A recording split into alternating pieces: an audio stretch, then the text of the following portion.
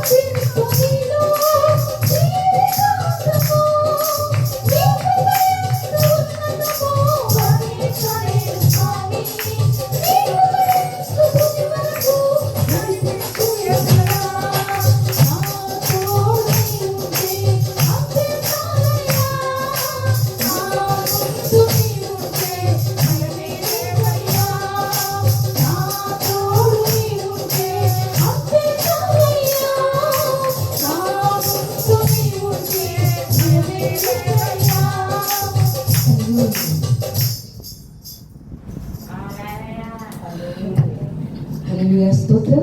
మరి కీర్తన ద్వారా దేవుని నామాన్ని ఘనపరుచుకుందాం. హల్లెలూయా హల్లెలూయా. చప్పట్లు కొట్టుకుంటూ ఆయన నామాన్ని ఘనపరుస్తూ ఆయన మహిమని ఆరాధిద్దాం. హల్లెలూయా స్తోత్రం స్తోత్రం.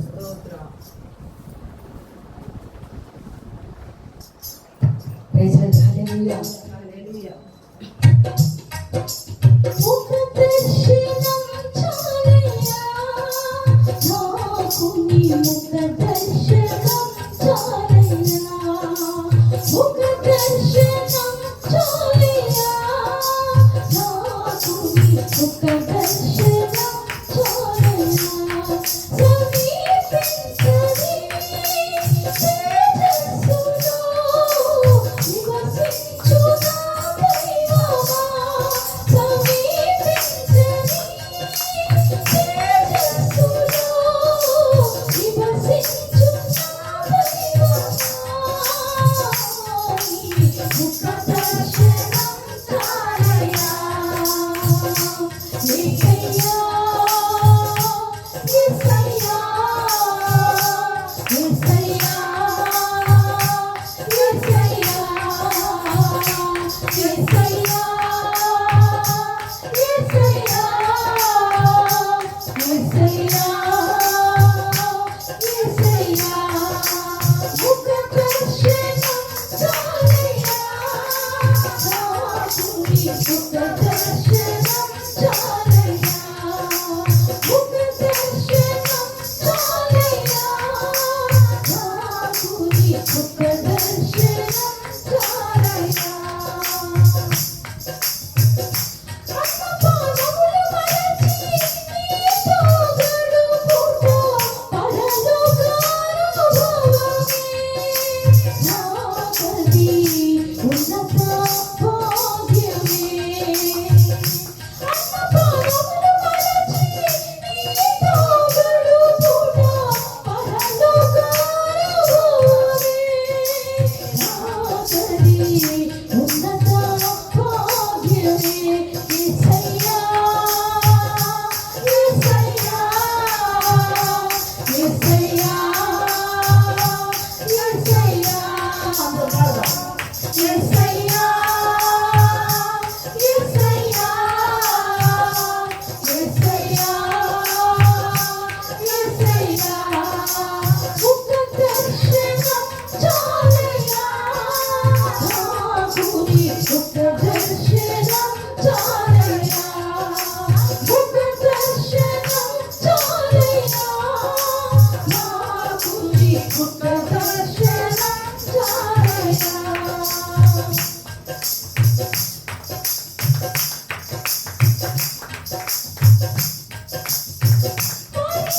పరిశుద్ధపరచబడి పరిపూర్ణత నుండి మహిమలో చేరుటయే అది నా హృదయ వాంఛయే.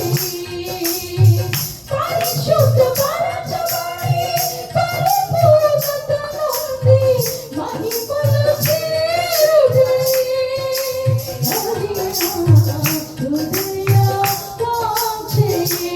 యేసయ్యా యేసయ్యా యేసయ్యా యేసయ్యా యేసయ్యా యేసయ్యా యేసయ్యా యేసయ్యా, ముఖ దర్శనం చాలయ్యా నాకు, నీ ముఖ దర్శనం చాలయ్యా, ముఖ దర్శనం చాలయ్యా నాకు, నీ ముఖ దర్శనం చాలయ్యా. సమీపించని తేజస్సులో నివసించు నా దైవమా, సమీపించని తేజస్సులో నివసించు నా దైవమా, నీ ముఖ దర్శనం చాలయ్యా. యేసయ్యా యేసయ్యా యేసయ్యా యేసయ్యా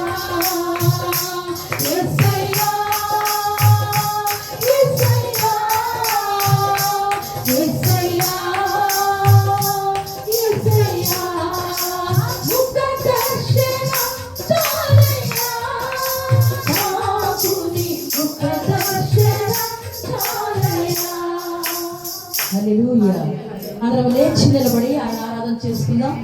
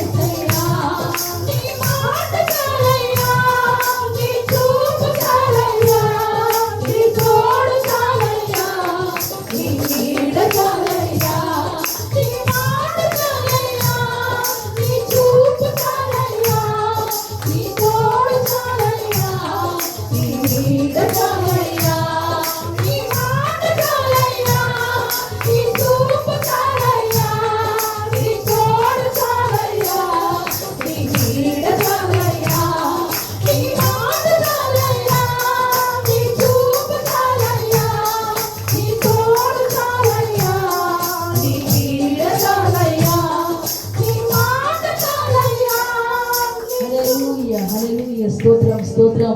ఆయన మాట చాలు, ఆయన చూపు చాలు, ఆయనకు అసాధ్యమైనది ఏది లేదు, సమస్తము సాధ్యమే. నమ్ముట నీవల నమ్మువానికి సమస్తము సాధ్యము. అనుదినం మాట్లాడించిన దేవుడు మన విశ్వాసాన్ని, మన నమ్మకాన్ని బలపరచడానికి, మన జీవితంలో మరొక దినం ఇచ్చిన పరిశుద్ధాత్మ దేవునికి ఒకసారి స్తోత్రాలు చెల్లించుకుందాం. హల్లెలూయా హల్లెలూయా హల్లెలూయా. పరిశుద్ధాత్మ దేవుని అభిషేకము మన మధ్య ఉన్నది. అందరము కూడా ఆయనను ఆకాశం వైపు చేతులెత్తి ఆత్మతో సత్యముతో ఆరాధిద్దాం. గొప్ప దేవుడు మన మధ్య సంచారము చేయించుండగా, ఆయన కనుదృష్టి మన మధ్య ఉంటుండగా, ఆయన మనస్సు మన మధ్య ఉంటుండగా, నిత్యముగా ఈ మందిరంలో దేవుని కనుదృష్టి, దేవుని మనస్సు ఉంటుండగా, పరిశుద్ధాత్మ దేవుడు ఒక్కొక్కరిని తాగుచూ ఉంటుండగా, అనేకమైనటువంటి నారాయణ ఆత్మ వరప్రత్యం ఒక్కొక్కరిని నింపబడుచుండగా, ఆపేక్షించు వారికి ఆయన ఆత్మఫలాలు దయచేస్తాడు, ఆత్మఫలాలు దయచేస్తాడు. పరిశుద్ధాత్మ దేవుని అడగండి, అడగండి, అడగండి. పరిశుద్ధాత్మ దేవుడా, ఈ రాత్రి కాల సమయంలో దర్శించండి, అయ్యా మమ్మల్ని నింపండి, అగ్ని అభిషేకము దయచేయండి, అగ్ని అభిషేకము దయచేయండి, పరిశుద్ధాత్మ అగ్ని అభిషేకము దయచేయండి, అభిషేకముతో నిండిపోవడానికి సహాయం దయచేయండి, అభిషేకాత్మను దయచేయండి, అభిషేకాత్మను దయచేయండి. అగ్ని మార్గంలో దిగినట్లుగా వచ్చినప్పుడు శక్యము కానీ ఆ యొక్క తండ్రి ఓ అనేక రీతిగా మేడగది అనుభవాన్ని ఈ రాత్రి కాల సమయంలో ప్రతి బిడ్డనైనా ఆపేక్షించడానికి సిద్ధపడి ఉంచుండగా, పరిశుద్ధాత్మ దేవుడు మీరు రండి నా ప్రభువా, రండి నా ప్రభువా, రండి నా ప్రభువా, మీరు మంచిగా రండి నా ప్రభువా, మీకు స్తోత్రాలు, స్తోత్రాలు, స్తోత్రాలు. హల్లెలూయా, హల్లెలూయా, స్తోత్రం, స్తోత్రం. గొప్ప దేవా, స్తుతి, హల్లెలూయా, హల్లెలూయా. హల్లెలూయా. దేవుని నామ స్తోత్రములు. యేసయ్యకే మహిమ కలుగును గాక. ఇంతవరకు కూడా మనము ఆ దేవాతి దేవుని ఆత్మతో సత్యంతో ప్రార్థనా గీతముల ద్వారా ఆరాధించుకున్నాం. పరిశుద్ధాత్మ దేవుడు మన మధ్య ఉన్నారు. అయితే ఈ సమయంలో మనం ప్రార్థించిన రీతిగా ఆ యొక్క మహాదేవుని కృపను బట్టి ప్రియ సహోదరు మరి ఎక్కడ దూర ప్రాంతం నుంచి వచ్చి ఉన్నారు. ఆ బిడ్డ గురించి మనం ప్రార్థన చేసినప్పుడు దేవుడు అద్భుతముగా ఆ బిడ్డని తాకి స్వస్థపరిచి నార్మల్ రిపోర్ట్ ఆ బిడ్డకి ఇచ్చినందుకు ఆ బిడ్డ సాక్షిగా నిలబడడానికి మన మధ్యకు వచ్చి ఉన్నారు. మరి ఆ బిడ్డను మనము ఆహ్వానించుకుందాం. దేవుని నామముకు స్తోత్రములు. హల్లెలూయా.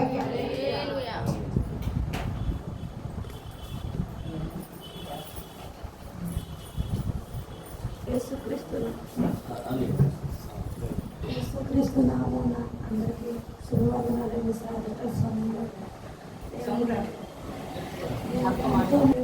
నిజంగా అంటే నాకు క్యాన్సర్లో పెట్టిందని చెప్పి థైరాయిడ్ క్యాన్సర్ అని నాకు కూడా రాదని చెప్పారు. గొంతుకు పోరు తాకుదని చెప్పారు. చాలా రకాలుగా బయట అయితే దేవుడు అందరికీ ఆపేలాగించి దేవుడు మంచి కార్యం చేశారు. థైరాయిడ్ ఆపరేషన్ జరిగింది, వాయిస్ కూడా వచ్చింది, ఇవాళ రిపోర్ట్ కూడా వచ్చింది. థైరాయిడ్ క్యాన్సర్ లేదు, రిపోర్ట్ నార్మల్గా ఉందని మంచి కార్యం, మంచి దేవుడు, మంచి అట్టవారు. కానీ ఆయన ఎప్పుడు నా పాపాలను నా దోషాన్ని ఎప్పుడు క్షమించే దేవుడు. మాటికి మనం తప్పిపోయిన లోకం, నా మటుకు నేను తప్పిపోయిన ఒప్పుకుంటున్నాను. అనేక మార్లు మన దేవుడి సన్నిధిని విడిచి ఇష్టానుసారంగా లోపల నడుచుకుంటూ ఉంటాం. కానీ దేవుడు మాత్రం ప్రేమిస్తూనే ఉంటాడు. అలాగే తిరిగి నన్ను సమకూర్చాడు. అందరి ప్రార్థనలు నేను నిడదవల్లో డాక్టర్కి వెళ్తాను, అక్కడ కూడా సంఘం, ఇక్కడ అన్నోళ్ళు, కిరణమయ్య నా ఫ్రెండ్ ద్వారా ఇక్కడ అన్ని చోట్ల ఏలూరు సేవకులు అందరూ ఎంతో నా కోసం ప్రార్థన చేశారు. క్రైస్తవంలో ఉన్న సహోదరు ప్రేమ నేను మరొకసారి రుచి చూశాను. నేను ఒక హిందూ కుటుంబం నుంచి రక్షించబడ్డాను. కానీ దేవుడు ఎంతగా అంటే ఆత్మీయంగా ఎంతోమంది అక్క చెల్లెలు అన్నదమ్ము నాకు ఇచ్చాడండి. ఎందుకంటే లోకంలో ఎవరో అలా ఒకటి మంచి ఒకటి కోరుకోరు. కానీ క్రైస్తవులుగా ఎంతోమంది నాకు ప్రార్థించారు. ఇక్కడ కూడా నేను అలా తెలియదు అయినప్పటికీ ఇక్కడ ప్రార్థన చేయించింది. ఇక్కడ కూడా చాలా ప్రార్థన చేశారు నా కోసం. అందరికీ హృదయపూర్వక ధన్యవాదాలండి. మరొకసారి యేసయ్య ప్రేమ వివరించలేము. ఆయన ఎంతో మంచి దేవుడు. ఆ జీవితంలో నేను ఇక్కడ ఆరాధికురాలని తన జీవితంలో సందర్శించుకుని రాకుండా నన్ను నా దగ్గర ప్రోత్సహించి ఎన్నోసార్లు నేను ఎంతో భిన్న పరిస్థితుల్లో కూడా దేవుడు ఆదరించారు. నా భర్త చనిపోయినప్పుడు నేను రక్షించబడ్డాను. అప్పటి నుండి నన్ను నా బిడ్డని దేవుడు బిడ్డలు బిడ్డలు మంచిగా చదువుకున్నారు, వారు కూడా రక్షణలో ఉన్నారు.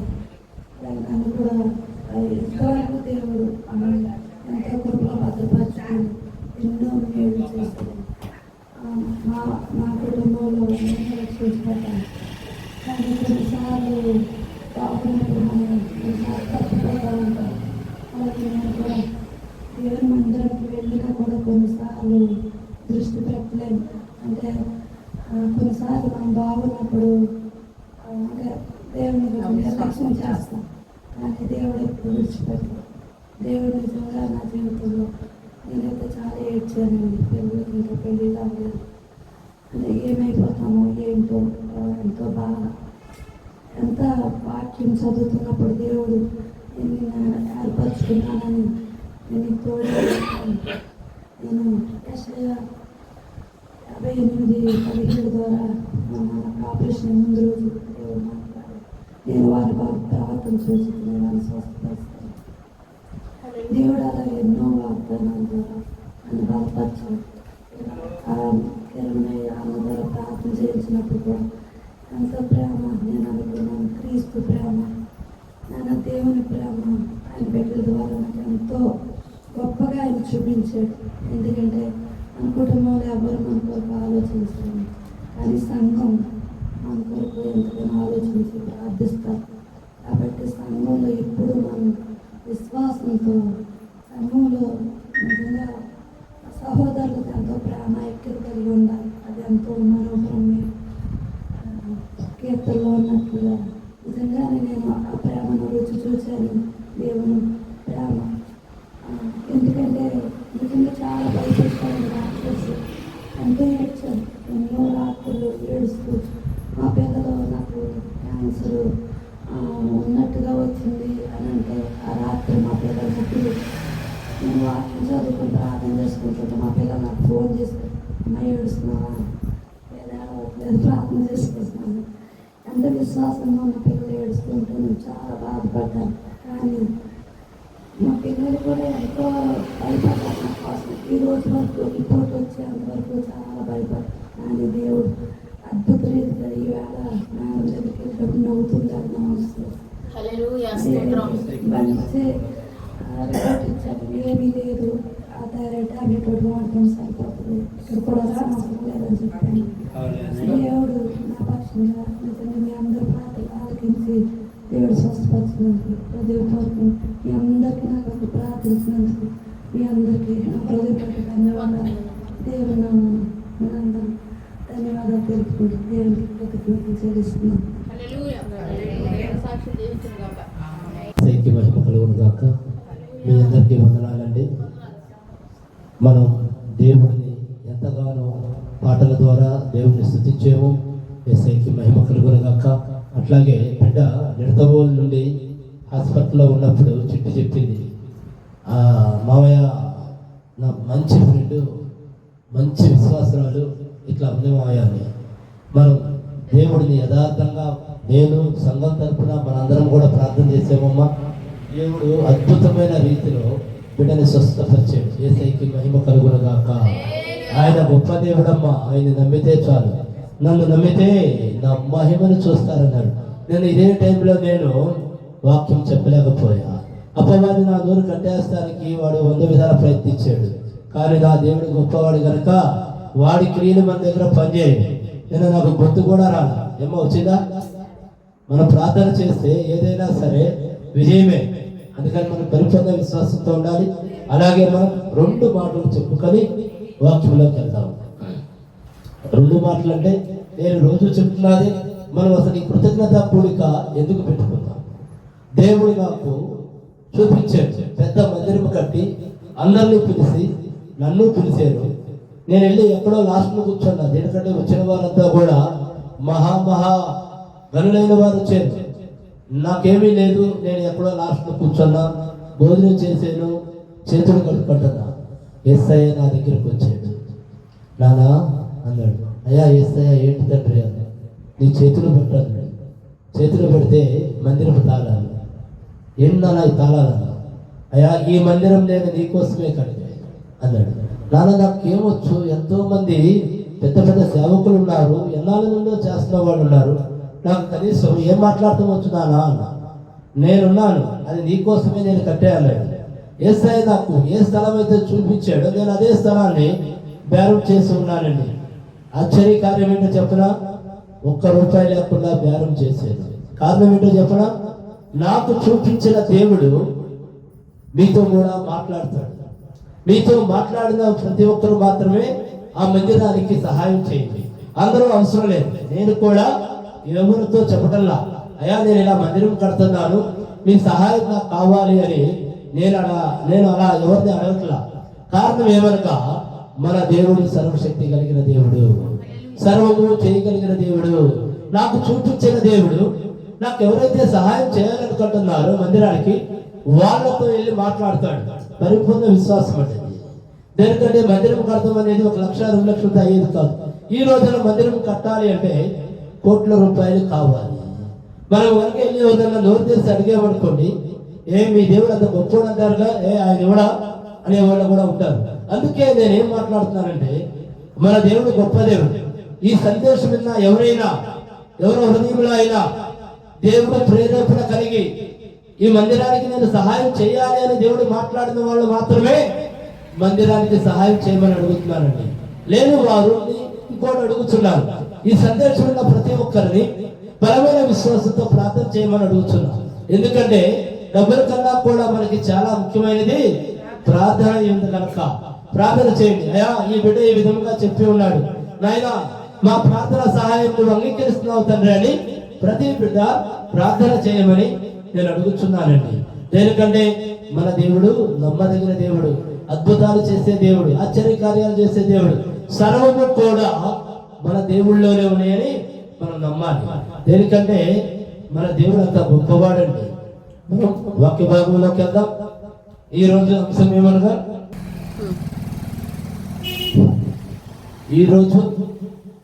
ఏమనగా, మన దేవుడు తలంపులు వేరు, మన తలంపులు వేరండి. దేవుడు ఒక్కొక్క మనిషికి ఒక్కొక్క తలంపు అనుకుంటా ఉంటాడు. కానీ ఇక్కడ జరుగుతుంది ఏంటో తెలుసా? ఉదాహరణ నా విషయమే నేను చెప్తున్నాను. నాకు బెడ్స్ కంపెనీ ఉంది, లోన్స్ ఆఫీస్ ఉంది. గతంలో కూడా 2 కొత్త డాక్టర్లు తీసాను, అంతకుముందు హాస్పిటల్ పెట్టించాను. ఇలాంటి వ్యాపారాలన్నీ చేసుకుంటా వస్తున్నానండి. కానీ ఏ వ్యాపారం కూడా విజయం సాధిస్తున్నా. పెడతానే ఉన్నాను, లక్షలు తీసుకొచ్చి పెడుతున్నా, కానీ ఏ వ్యాపారం కూడా ముందుకెళ్తున్నా. దేనికంటే నా తలంపు ఏమిటి అంటే నేను బిజినెస్ చేస్తా, అభివృద్ధి చెందాలి, ఈ లోకానికి ఏ విధంగా అయితే జీవిస్తాలో ఆ లోకానుసారంగా నేను జీవించాలి అని ఆశ కలిగి ఉన్నాను. కానీ దేవుడి తలంపు అయితే అది కాదు. దేవుడి తలంపు ఏంటి? నేను ఆయన పని చేయాలి. ఒకప్పుడు అనుకున్నాను, ఒక సంవత్సరం క్రితం నేను ఏమనుకున్నానంటే, మందిరాలకు కూడా పెద్దగా ఎవరు రావట్లేదు కదా, నేను కూడా మందిరం ఆపేసి వేరే మందిరానికి వెళ్దాము, ఎక్కడన్నా కావాల్సిన వాక్యమే కదా అని చెప్పి తిన్నాము, మనం దేవుడి దగ్గర వదిలిపెట్టాం కదా అని నేను అనుకున్నానండి. ఆ రాత్రే దేవుడు నాతో మాట్లాడాడు, అయ్యా ఎవరు వచ్చినా ఎవరు రాకపోయినా నీ వాక్యముని నేను వింటున్నా, కాబట్టి నువ్వు మందిరం తీయద్దు, నీ వాక్యం కోసం నేను ఎదురు చూస్తున్నా అని దేవుడు నాతో మాట్లాడిన తర్వాత ఎంత బలం వచ్చిందంటే, నా దేవుడు నా మొర నా ప్రార్థన ఆలకించే దేవుడు. ఎవరు వచ్చినా ఎవరు రాకపోయినా మందిరంలోకి వచ్చిన వాళ్ళు ఖచ్చితంగా దీవించబడతారు. మనం ఎవరిని కూడా బలవంతంగా మీరు రండి అని మనం పిలవలేవండి. దేనికంటే వాళ్ళ హృదయంలో వాళ్ళకి ప్రేరేపణ కలగాలి. ఇంకొక విషయం ఏంటంటే, ఎక్కడైతే దేవుడు జీవితంలో ఉన్నాయో, ఎక్కడైతే దేవుడు ఆశీర్వదిస్తున్నాడో అక్కడికి వెళ్తేనే మన కార్యాలన్నీ కూడా దేవుడు నెరవేరుస్తాడు. నేను వేరే విధంగా చెప్పట్లేదండి. దేవుడు దీవెనలు ఉన్న దగ్గరికి, దేవుడు ఆశీర్వాదంలో ఉన్న దగ్గరికి మనందరం నడవాలి అనే ఆలోచనతోనే నేను చెప్తున్నాను. కానీ ఏ ఒక్కరికి తక్కువ చేసైతే నేను మాట్లాడతలేదు. దయచేసి అర్థం చేసుకోండి. మన వాక్య భాగంలోకి వెళ్దాం. చదవండమ్మా. యెషయా 55:8.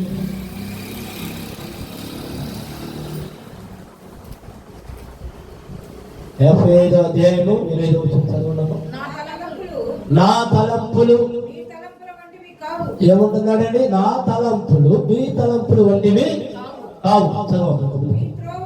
మీ త్రోవలు మీ త్రోవలు నా త్రోవల వంటివి కాదు. ఇదే యెహోవా వాక్కు. 9వ వచనం. ఆకాశములు భూమికి పైన ఎంత ఎత్తుగా ఉన్నాయో మీ మార్గముల కంటే నా మార్గములు మీ తలంపుల కంటే నా తలంపులు అంత ఎత్తుగా ఉన్నాయి. దేనికంటే మనం మానవులం గనక అనేకమైన ఆలోచిస్తూ ఉంటాం.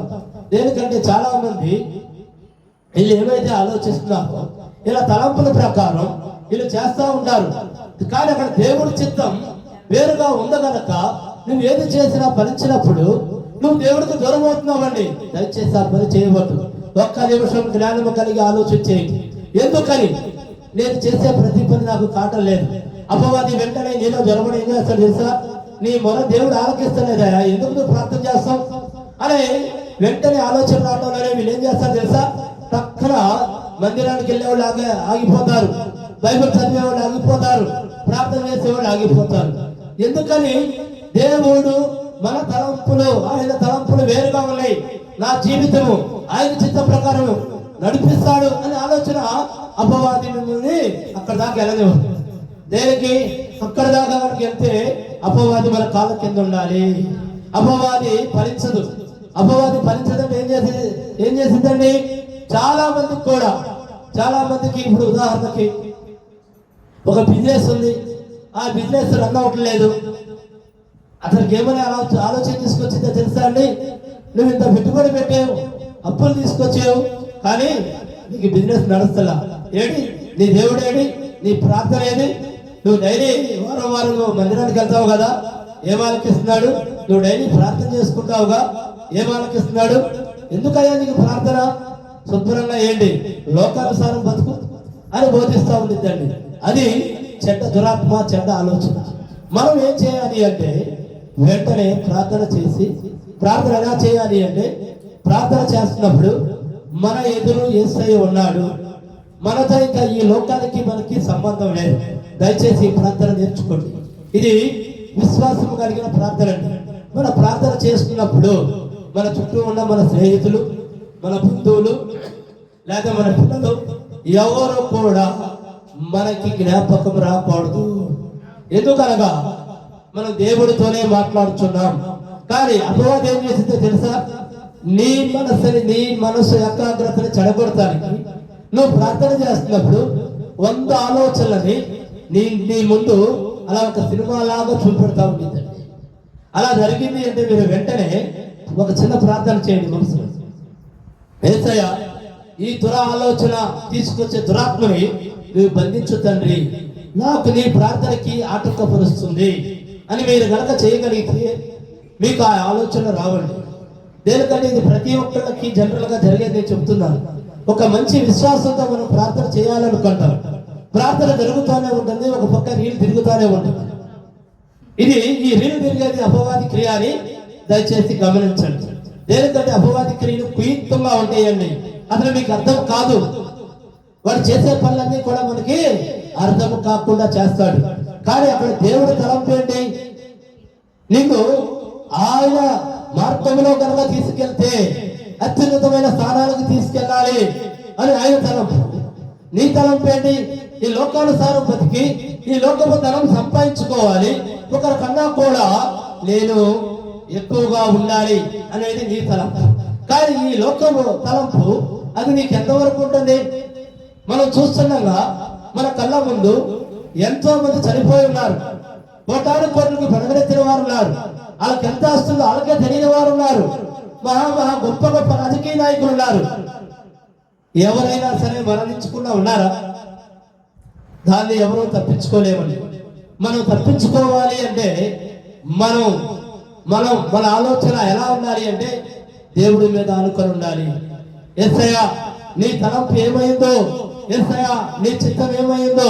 నేను ఇలాగే చేసే దరిదాపు ఒక 7 బిజినెస్ వరకు చేసే, ఒక 2 సంవత్సరాల నుండి. అంతకు ముందు దేవుడు నాకు ఆ సమయం ఇవ్వలా. నేను వ్యాపారంలో బట్టి పట్టుకుంటే బంగారమైంది. నేను ఏది చేసినా సరే అది ముందుకు పరిగెత్తింది. 2 సంవత్సరాల నుండి అది ఏది కూడా ముందుకి పరిగెడుతుంది. కారణం ఏమిటి అని నేను ఆలోచన చేయగా దేవుడు నాతో మాట్లాడాడు.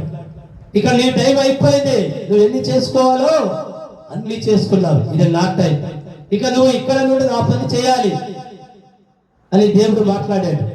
ఎందుకంటే ఇక ఇంతకాలం నా గురించి, నా భార్య పిల్లల గురించి ఈ లోకంలో నేను అందరికన్నా అధికంగా ఉండాలి అనే ఆలోచన తీసేసి, దేవా నేను నీ పనే చేస్తాను తండ్రి అని దేవుడు మార్గం వైపు నేను తిరిగానని. లేకపోతే ఏం జరిగిందో తెలుసా? ఆయన చెప్తాడు తర్వాత మన వైపు చూస్తూ మానేస్తాడు. ఏం జరిగిందో తెలుసా? ఊహిస్తాను కూడా వీధి లేని పరిస్థితుల్లోకి మన జీవితం వెళ్ళిపోతామని. అందుకే ఆయన మనతో పదే మాట్లాడుతూ ఉంటాడు ఆలోచనలు. నేను ఒక రోజు బతికిస్తూ ఉంటాను. ఇంట్లో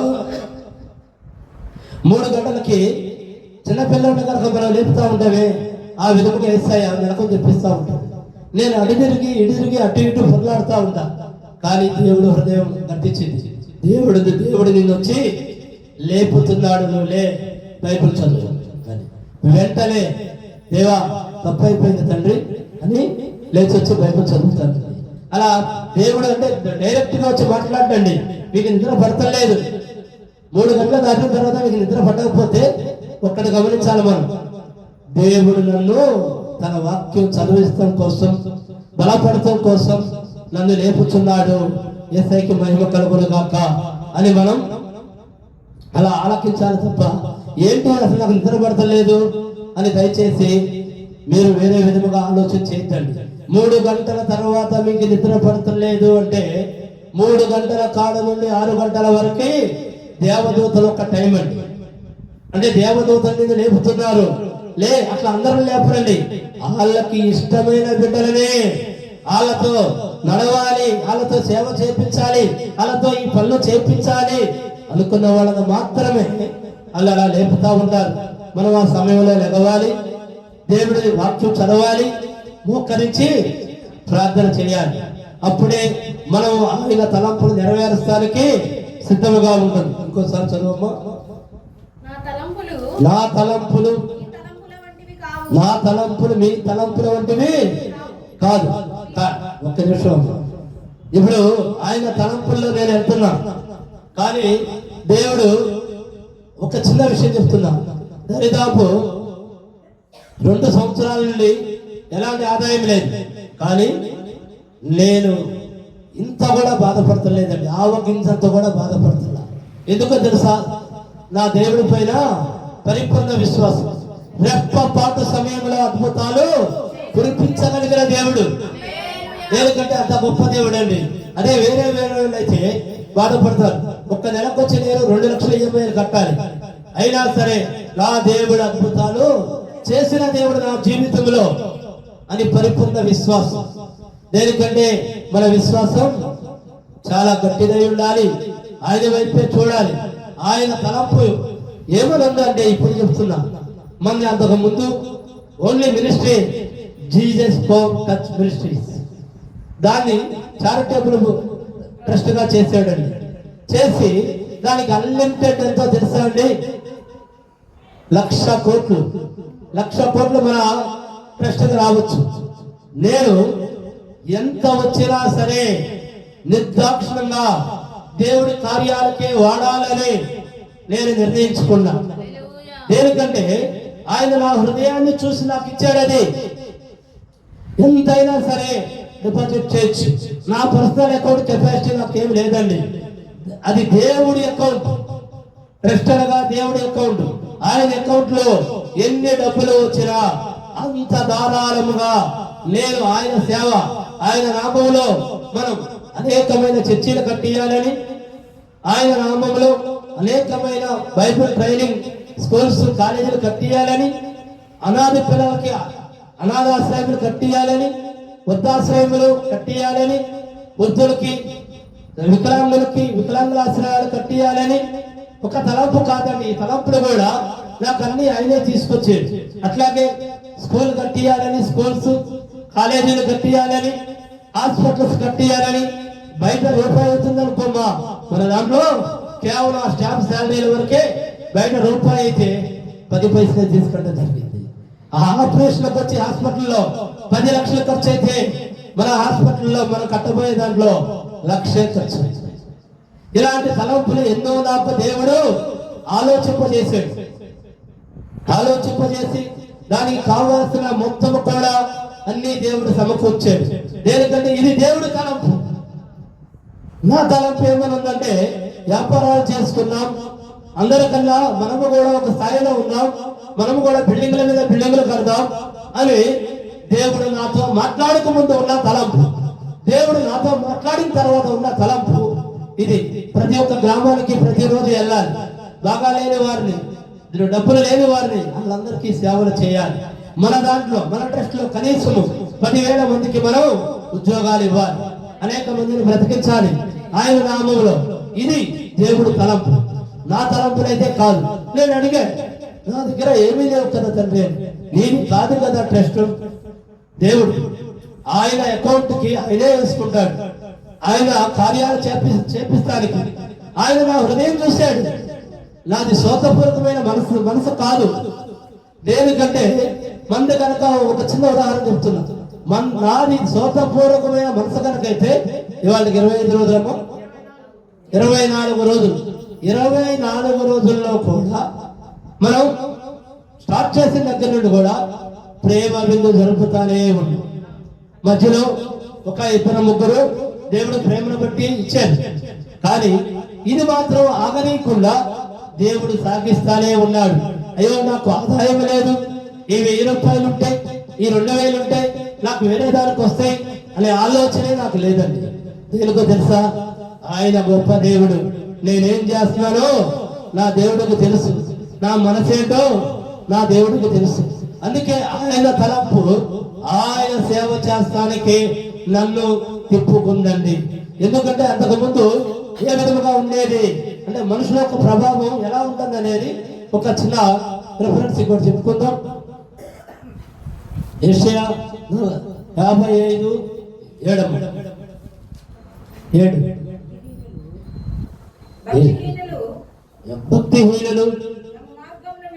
భక్తిహీనులు తమ మార్గమును విడవలను, దుష్టులు తన తలంపులను మానవలను, వారు యెహోవా వైపు తిరిగిన ఎడల ఆయన వారి యందు జాలిపడును. ఎందుకంటే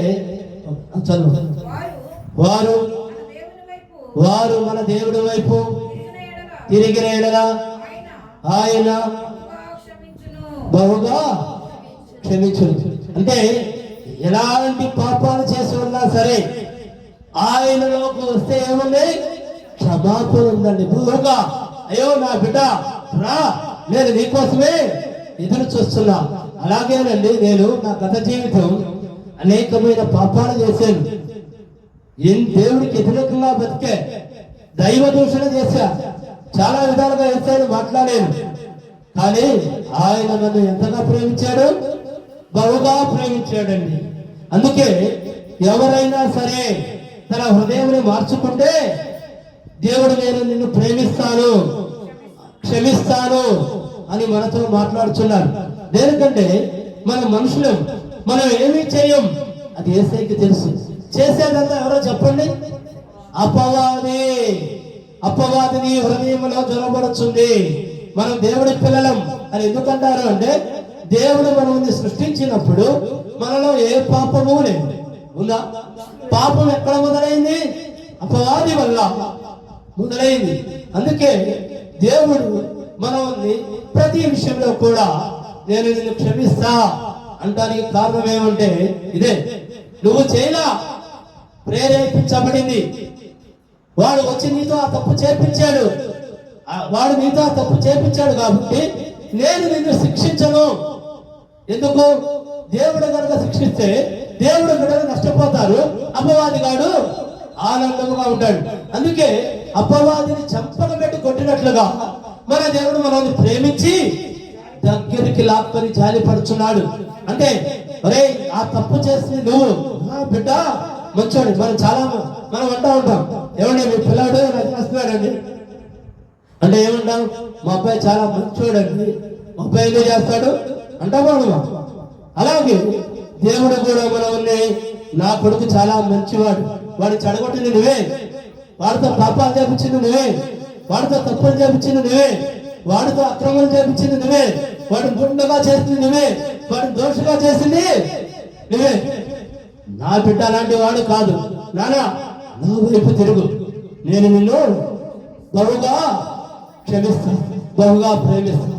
చూడండి దేవుడి మాటలు ఏ విధముగా ఉంటాయి. దయచేసి ఈ వాక్యం ఉన్న వారు ఎవరైనా కనుక ఉన్నట్లయితే మీకు తెలుసు మీకు తెలియకు ఏమైనా తప్పులు పాపాలు ఇలాంటివి కనుక చేసి ఉంటే మన దేవుడు నిన్ను బహుగా క్షమిస్తా అంటున్నాడు. దయచేసి దేవుడి వైపు తిరగండి. దేవుడి దీవెనల్ని అందరూ కూడా పొందమని యేసు నామములో అడుగుతున్నాను. దేవుడు ఈ వాక్యమును దీవించును గాక. ఆమేన్.